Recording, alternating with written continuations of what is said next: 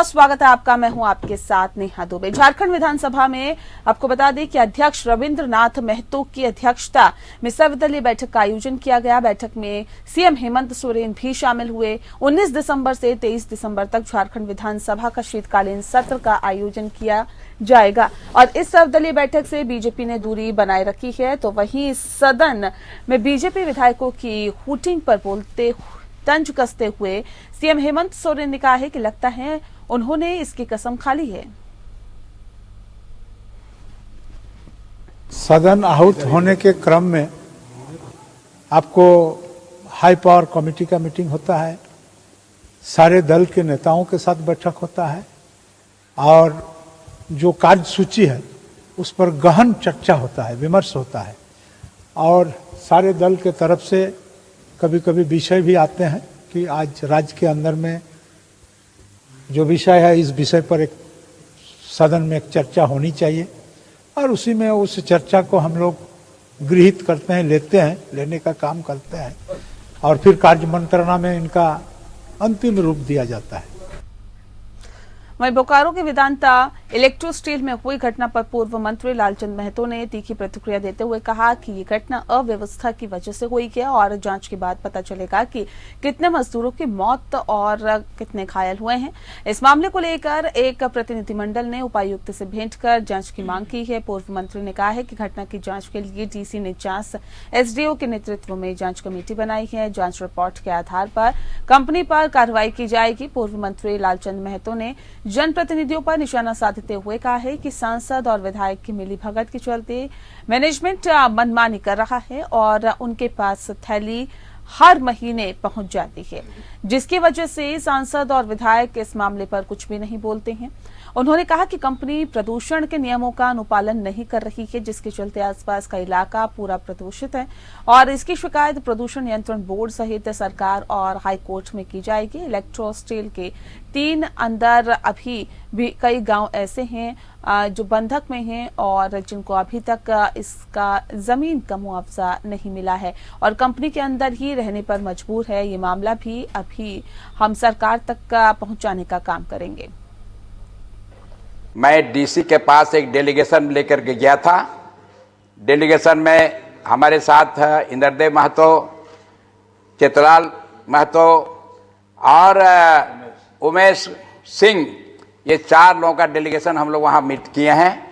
Meet करके हम लोगों ने कहा है कि इलेक्ट्रो स्टील में अव्यवस्था का माहौल है। वहाँ जो लेबर हैं उनको चाय पानी नाश्ता के लिए भी जो है टिफिन नहीं दिया जाता है। 8 घंटा लगातार उनसे काम लिया जाता है, उसके पश्चात ही उनको छोड़ा जाता है। इस तरह का कानून व्यवस्था किसी फैक्ट्री में दुनिया में नहीं है जो अव्यवस्था वहां इलेक्ट्रिसिटी में है। झारखंड हाईकोर्ट ने झारखंड सरकार नियुक्ति नियमावली 2021 के उस आदेश को रद्द कर दिया जिसमें 10वीं और 12वीं की परीक्षा राज्य पास होना अनिवार्य कर दिया था। आपको बता दें कि हसनदा आणने की याचिका पर सुनवाई करते हुए झारखंड हाईकोर्ट के चीफ जस्टिस की अध्यक्षता वाली 3 जजों की खंडपीठ सभी पक्षों की दलीलें सुनने के बाद 7 सितंबर को फैसला सुरक्षित उसने रख लिया था, जिस पर खंडपीठ ने फैसला सुनाते हुए राज्य में 10वीं और 12वीं से पास होने की अनिवार्यता को रद्द कर दिया है। अगली खबर का रुख करते हैं। आरपीएफ बोकारो की टीम ने ट्रेन में विशेष सघन तलाशी अभियान के दौरान हटिया इस्लामपुर ट्रेन से 214 बोतल विदेशी शराब की बोतलें बरामद की है। आरपीएफ की टीम इसके साथ ही 5 अवैध शराब तस्करों को भी गिरफ्तार कर चुकी है। ये कार्रवाई रांची की और बोकारो के आरपीएफ ने संयुक्त रूप से की है। बरामद शराब की कीमत 1,14,500 रुपए बताई जा रही है। आरपीएफ के मुताबिक स्कॉट के दौरान आरपीएफ टीम की नजर संदिग्ध हालत में बैठे यात्रियों पर पड़ी और जब बैग की तलाशी ली गई तो उसमें विभिन्न ब्रांड्स के विदेशी शराब रखी हुई थी। कुछ सस्पेक्टेड बैग्स में और कुछ लोग सस्पेक्टेड AC2 टायर में पटना इस्लामपुर ट्रेन में जा रहे हैं, सफ़र कर रहे हैं और उनको डाउट है कि इसके अंदर शराब हो सकता है। तो हम लोगों ने इसका घेराबंदी किया। बोकारो स्टेशन आने पे हम लोगों ने चेक किया और 5 लोगों को हम लोगों ने डिटेन किया। वो सब AC A1 कोच में ट्रैवल कर रहे थे और जब उनका बैग चेक किया गया तो बैग में से करीब 1,14,500 रुपए का शराब का बोतल बरामद हुआ। राजधानी रांची में अपराधियों में पुलिस का जरा भी खौफ नजर नहीं आ रहा है। 2 दिन पहले जहां वीवीआईपी हारमू रोड पर दिन दहाड़े एक महिला को गोलियों से भून दिया गया, तो वहीं हिंदपीढ़ी इलाके में पुलिस प्रशासन से बेखौफ आक्रोशित लोगों ने 5 घर को आग के हवाले कर दिया। दरअसल मामला आपसी विवाद में हत्या का था और हिंदपीढ़ी इलाके में एक युवक की चाकूबाजी में हुई मौत के बाद आक्रोशित भीड़ ने घरों को आग के हवाले कर दिया। मौके पर हिंदपीढ़ी थानेदार सहित भारी संख्या में पुलिस बल भी पहुंच गया। इलाके में स्थिति तनावपूर्ण बनी हुई है। जानकारी के अनुसार अमजद उर्फ जावेद नाम के एक युवक को हिंदपीढ़ी में ही चाकू मार दिया गया था। इलाज के दौरान उसकी मौत हो गई और जिसके बाद आक्रोशित भीड़ ने हिंदपीढ़ी के ही रहने वाले गोल्डन, शहनाज खातून, लंगड़ा बबलू और मोहम्मद मुख्तार के घरों को एक एक कर आग के हवाले कर दिया। बताया ये भी जा रहा है कि आरोप ये है कि इन्हीं लोगों ने मिलकर अमजद की हत्या की है। हिंदपीढ़ी का मामला है। इसमें आपस में लोग लड़ाई किए थे, तो उसी में चाकूबाजी हुआ था। तो अमजद नाम का लड़का को चाकू लगा था, तो उसी को रिम्स में इलाज कराने में बाद में उनका मृत्यु हुई। उसी का जो मृतक का कुछ लोग आए जो चाकू मार रहे थे, उसी का घर में वो लोग आके मारपीट वगैरह किए, उसके घर में आग लगा दिए थे। आपको बता दें कि उड़े का देश का हर नागरिक इस एक तरह से देश के छोटे शहरों को हवाई कनेक्टिविटी से जोड़ने की तैयारी लंबे समय से की जा रही है। बोकारो हवाई अड्डे की भी तैयारी इसी के तहत की जा रही है। बताया जा रहा है कि बोकारो हवाई अड्डे से साल 2024 से पहले लोग उड़ान भर सकेंगे, जिसके लिए OLX का अंतिम सर्वे चल रहा है। OLX सर्वे के अंदर रनवे की लंबाई सहित पेड़ों की ऊंचाई, आसपास के टावर की ऊंचाई सहित अन्य सुरक्षा मानकों को भी देखा जाता है। इस सर्वे को Director General of Civil Aviation को भेजा भी जाता है और इसके बाद ही एयरपोर्ट अथॉरिटी जो है वो एयरपोर्ट अथॉरिटी ऑफ इंडिया के सुरक्षा पदाधिकारी और सिविल एविएशन की टीम हवाई अड्डे के तमाम मानकों का निरीक्षण करने के लिए पहुंचेंगे। बोकारो हवाई अड्डे में करीब 1700 पेड़ को भी काटे जाना है। इसके साथ साथ अन्य मानकों को भी ध्यान में रखा जाना है। बोकारो हवाई अड्डे के आसपास कई बूचड़ खाने हैं जहां पंछी हवा में उड़ते रहते हैं। ऐसी संभावना जताई जा रही है कि 2024 से पहले कई छोटे छोटे हवाई अड्डों का उद्घाटन होना है। उसी के तहत बोकारो हवाई अड्डे का भी उद्घाटन होने की संभावना जताई जा रही है। अधिकारी ने कहा है कि 22 दिसंबर तक निरीक्षण चलेगा। वहीं बोकारो विधायक ने कहा है कि बहुत जल्दी ही बोकारो से लोग उड़ान भर पाएंगे।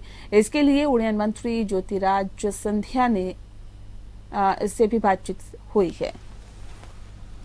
आज धन्यवाद दे रहा हूं श्रीमान ज्योतिरादित्य सिंधिया जी को, जिन्होंने OLX सर्वे के लिए एयरपोर्ट अथॉरिटी ऑफ इंडिया की टीम यहाँ आई है बोकारो में।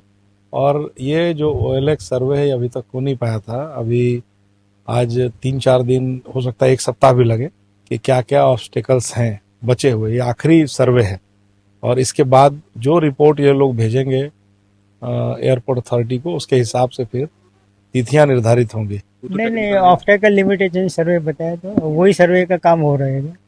ये बाधाओं का सर्वे कहलाते, बाधाएं देखी जा रही। बाकी एज यूजुअल रनवे वगैरह सब मेजरमेंट किया जाएगा। ये पेड़ पौधे हैं उनकी ऊंचाई नापी जाएगी। कोई मोबाइल मास्ट वगैरह लगे हुए उनकी ऊंचाई नापी जाएगी। बोकारो जिले के चास नगर निगम क्षेत्र में वार्ड 14 और 15 भोलूर बांध तालाब पर भारत सरकार के अमृत योजना के तहत बने अमृत पार्क फेज 4 अधिकारियों की उपेक्षा की भेंट चढ़ गया। पार्क के कई कीमती उपकरण टूट गए। देखरेख के अभाव में चारों तरफ झाड़ियां उग गई है। बताया भी जा रहा है कि इस पार्क को चलाने और इसके रखरखाव के लिए ठेका भी आवंटित कर दिया गया। बावजूद इसके पार्क का हाल दयनीय है।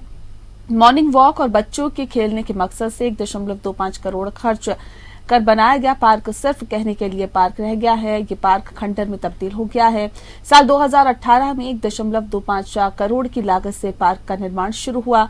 2020 में निर्माण कार्य पूरा हुआ और बताया भी जा रहा है कि निर्माण कार्य पूरे होने के साथ ही 3 अगस्त 2020 को शिक्षा मंत्री जगन्नाथ महतो ने इसका उद्घाटन किया था। पार्क में बच्चों के खेलने कूदने, बुजुर्गों के घूमने फिरने, व्यायाम करने के लिए उपकरण ओपन जिम, समुचित पेयजल, बैठने के लिए बेंच सीट और कैंटीन की सुविधा उपलब्ध थी। पार्क में जंगल झाड़ी उग आए थे और ओपन जिम के कई उपकरण झाड़ियों से ढके नजर आते हैं।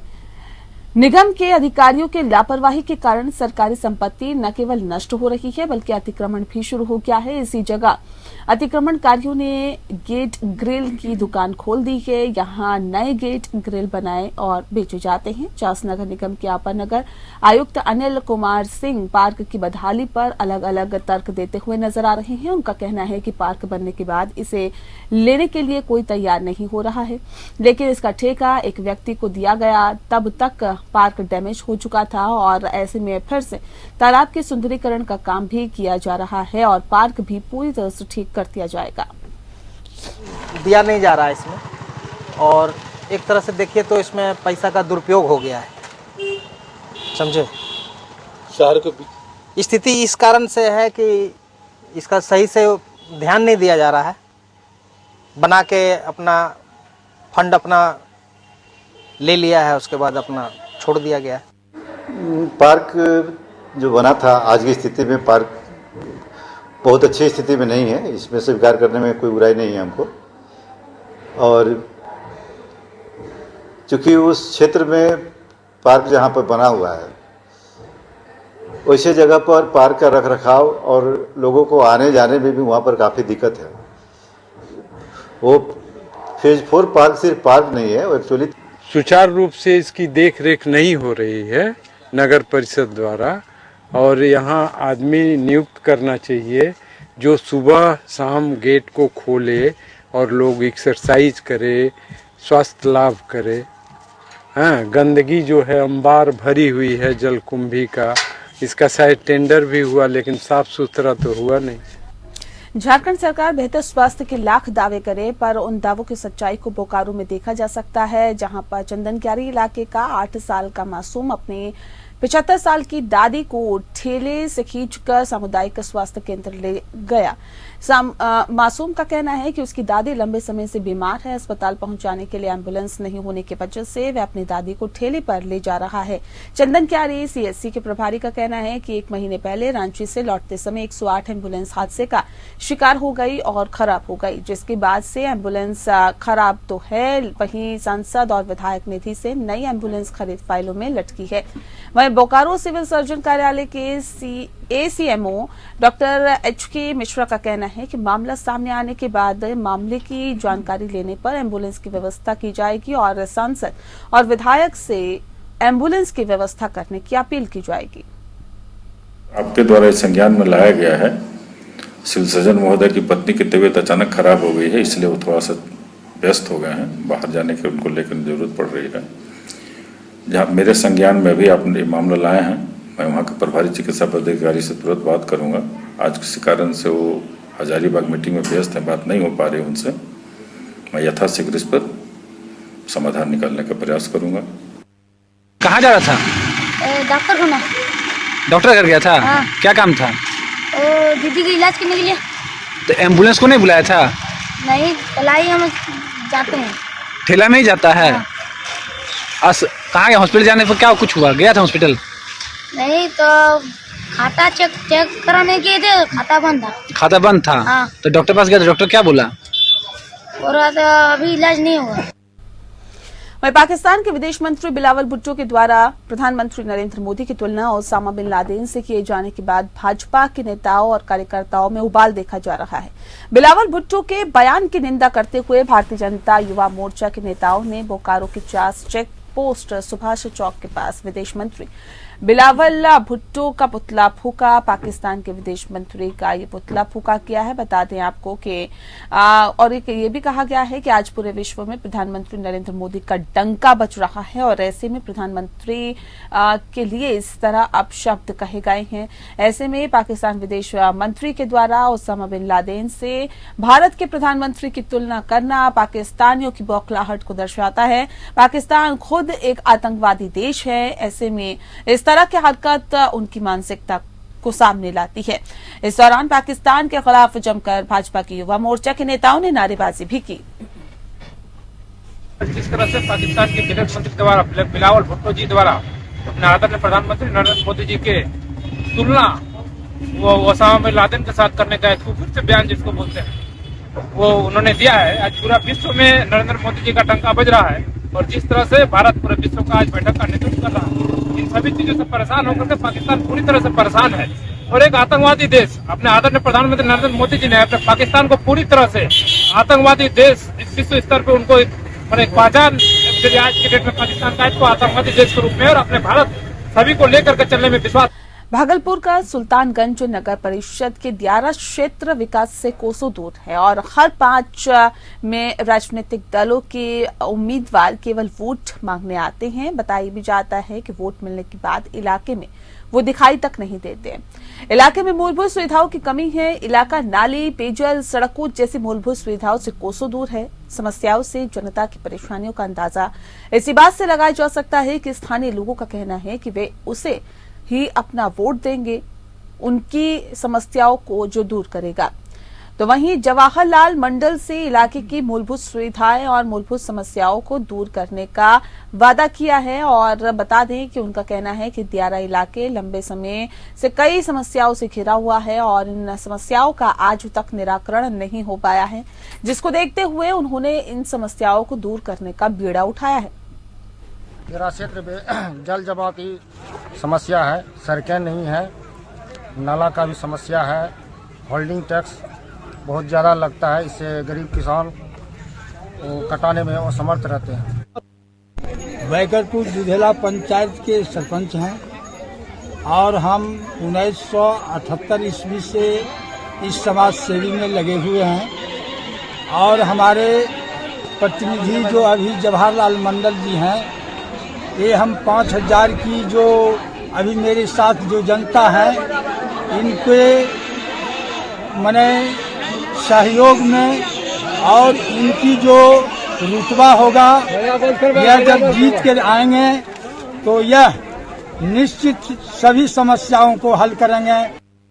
भाजपा के राष्ट्रीय उपाध्यक्ष और पूर्व मुख्यमंत्री डॉक्टर रमन सिंह ने पत्रकार वार्ता को संबोधित करते हुए कहा कि छत्तीसगढ़ की पहचान अब सीडी और ईडी के लगातार पड़ रहे छापों की वजह से हो रही है। 4 साल से मुख्यमंत्री सचिवालय से लेकर अन्य विभाग के अधिकारी जेल में हैं। मंत्री और विधायक का भूपेश बघेल से विश्वास उठ चुका है। कांग्रेस की सरकार ने जनता से तो केवल छल किया है, लेकिन भ्रष्ट अधिकारियों के लिए पूरी तरह से समर्पित रही है। भूपेश बघेल ने कोयले में भ्रष्टाचार करने वाले अधिकारियों को संरक्षण देने का काम किया है। देश में शायद ही कोई ऐसा राज्य है जहां पर इनकम टैक्स और ईडी के प्रशासनिक पद पर बैठे हुए कलेक्टर के शासकीय निवास पर रेड करके इतने बड़े स्तर पर कार्रवाई की हो।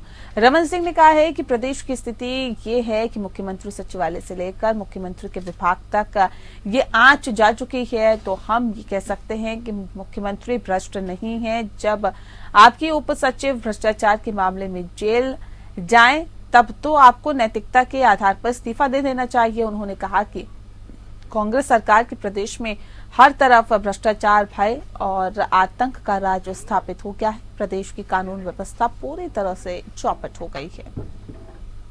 महिलाओं की स्थिति थी कि चुनाव के पहले बड़ी संख्या में इनकी सभाओं में लोग जाने लगे थे और एक आकर्षण था उस घोषणा में कि जैसे ही भारतीय जनता कांग्रेस की सरकार बनेगी हम शराबबंदी कर देंगे। और शराबबंदी का वादा इनके नेता राहुल गांधी जी की उपस्थिति में हुआ, इनके वरिष्ठ नेताओं की उपस्थिति में हुआ। गीता और गंगा जल उठा के इन लोगों ने बड़ी बड़ी घोषणाएं की, बड़ी बड़ी बातें की, मगर आज शराबबंदी का दर्द महिलाओं को आज पूरी तरीके से पीड़ित किया जा रहा है। शराबबंदी तो नहीं कर पाए, शराब का गढ़ बन गया है छत्तीसगढ़। दंतेवाड़ा जिला में 2 महिला नक्सलियों ने आत्मसमर्पण कर दिया है, जिसमें से एक महिला नक्सली पर 1 लाख की इनाम घोषित किया गया था। बता दें आपको कि लोन वराटू अभियान के तहत दोनों महिला नक्सलियों ने पुलिस अधीक्षक सिद्धार्थ तिवारी को सरेंडर किया है और दोनों महिला नक्सली कई मुठभेड़ में शामिल थी। दोनों महिला नक्सली डीसा राज्य क्षेत्र से लगी कांगेर वैली एरिया कमेटी में कई वर्षों से रह रही थी और बताया भी जा रहा है कि लोन वराटू अभियान के तहत अब तक 142 इनामी सहित 566 माओवादी आत्मसमर्पण कर चुके हैं। क्षेत्र में कार्यरत दो बहनें जो कि लंबे समय से नक्सल संगठन में कार्यरत थी, उन्होंने मुख्य धारा में जुड़ने का निश्चय किया है। डोन वर्राटू अभियान के अंतर्गत मैं अपनी दोनों बहनों का स्वागत भी करता हूं। और ये इनमें से जो एक मंगली कवासी थी, ये 6 वर्ष से नक्सल संगठन में कार्यरत थी, और जो हमारी दूसरी बहन है हिड़ में, वो 9 वर्ष से नक्सली संगठन में कार्यरत थी। जो दूसरी महिला है मंगली, वो LOS सदस्य थी और उसके ऊपर शासन के द्वारा 1 लाख का इनाम भी घोषित है। मनेंद्रगढ़ चिरमिरी भरतपुर जिले के अंतर्गत आने वाला ग्राम पंचायत कटकोना क्षेत्र के अंदर नाबालिग के साथ दुष्कर्म कर फरार आरोपी को पुलिस ने गिरफ्तार कर लिया। महीनों तक पुलिस के गिरफ्तारी से दूर रहने के बाद आखिरकार आरोपी पकड़ा गया। खड़गांवा पुलिस ने कई जगहों पर छापेमारी करने के बाद आरोपी को उसके गांव से ही पकड़ लिया है और न्यायिक रिमांड पर जेल भेज दिया गया।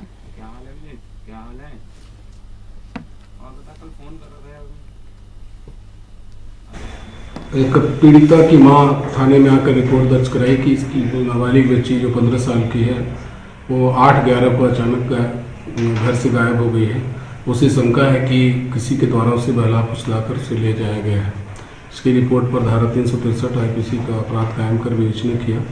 22/11 को पीड़िता को बरामद किया गया और पीड़िता के द्वारा जब कथन लिया गया तो कथन में बताया कि रामजीत कटकोना का इसको लेके बहला फुसलाकर शादी कराने के लिए ले गया था और इसके साथ जबरदस्ती बलात्कार किया। सूरजपुर जिले के भैया थाना तहसील कार्यालय में उस समय हंगामा मच गया जब एक किसान ने धान की रकबा के लिए 15 दिन से चक्कर लगाते निराश हो गया और तहसीलदार के चैम्बर के दरवाजे के पास पेट्रोल लेकर आत्मदाह करने की कोशिश करने लगा, जिसके बाद तहसील परिसर में हड़कंप मच गया। जिसके बाद किसानों ने अधिकारियों पर मनमानी का आरोप लगाते हुए हंगामा किया। किसानों ने रकबा नहीं होने से जहां पटवारी की कार्यशैली पर सवाल खड़े किए तो वहीं अधिकारियों पर भी कई तरह के सवाल खड़े किए हैं। किसानों का आरोप है कि किसान तहसील का चक्कर लगाते लगाते थक गया है और ऐसे में किसान की कोई सुनने वाला नहीं है, इसके बावजूद भी उनका काम नहीं हो पा रहा है। 1 महीना पहले पता चला हम लोग का कि रकबा कम हो गया है। उसमें यहाँ के जब पता किए कि रकबा क्यों कम हुआ है तो जी यहाँ बोला गया कि नहीं दृष्टिवत हो गया है, इसका आवेदन दे दो। आवेदन हम लोग 11 तारीख को दे दिए पिछले महीने में। आवेदन देने के बाद भी हम लोग का रकबा नहीं बढ़ा। इसके बाद जब पटवारी से कांटेक्ट किया गया कि कहाँ सर रकबा हम लोग का कैसे हो गया है तो वो बोले मैं सूरजपुर में हूँ, आप जाके तहसील में खड़ा हो। तहसील में जब मैं आया तो यहाँ बोले कि नहीं 6-7 बजे रात को आना तो बात होगा। रायपुर में 34वें all India advocates cricket tournament का आगाज 21 दिसंबर से होने जा रहा है। प्रतियोगिता की खास बात यह है कि पहली बार अखिल भारतीय महिला क्रिकेट स्पर्धा भी होगी और प्रतियोगिता में 20 उच्च न्यायालय, सर्वोच्च न्यायालय के साथ अधिवक्ताओं की टीम भाग लेगी। प्रतियोगिता का फाइनल मैच 28 दिसंबर को होगा। मैच अंतर्राष्ट्रीय स्तर के नियमों के अनुसार खेला जाएगा। –